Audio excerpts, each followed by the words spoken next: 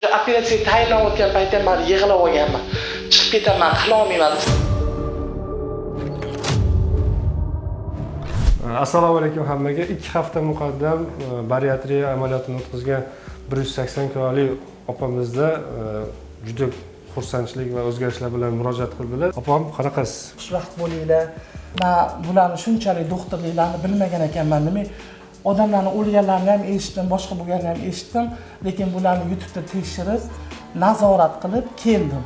Lekin qilgan ishimda menga roziman, qilib bergan operatsiyalariga roziman. Men 12 kunda 12 kilo ozdim. Yana anaqa beradigan nima edi? Narkoz beradi. Narkoz beradigan akamizga ham katta rahmat, o'zlariga olganlar.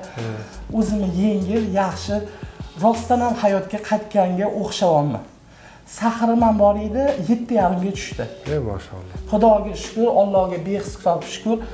Keyin o'ylab bir qildiradigan bo'ldim. Даже operatsiyaga tayyorlanayotgan paytda men yig'lab olganman. Chiqib ketaman, qila olmayman. Qo'rqoramanmi, endi o'zimni bilmayman, lekin hamma anaqa ilhom berdi, shu doktorlar bilan gaplashdim, tushuntirishdi. Hammasi yaxshi. Allohga behisob shukr. Hammangizga rahmat. Hozir Yetmeyeyim. Yana nomi ota bunaqa sevirmaydi. Katta vazn bilan kelgansiz. Katta vazn bilan kelgan edim. Hozir o'rtoqlarimdan tog'liga borishga o'zim intiloman. Oldin borsa qolib ketaverandi. Deb lampillab, pishillab, terlab, ana lohasi qisqdi. Hozir qachon boramiz deb o'zim ana taklif kiritib olmadi.